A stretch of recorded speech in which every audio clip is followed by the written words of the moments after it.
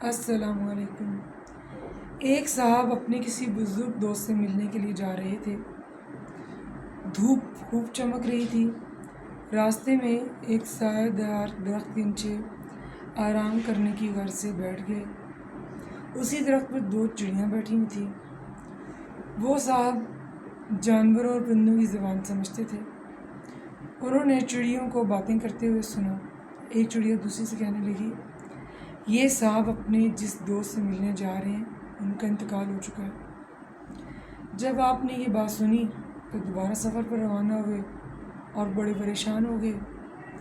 جب منزل مقصود پر پہنچے، دوست سے ملاقات ہوئی، ان کو زندہ سلامت پایا تو حیران ہو گئے، اور پھر دوست سے مل کے کہنے لگے کہ کیا زمانہ آ گیا، اب چڑیوں نے بھی جھوٹ بولنا شروع کر دیا۔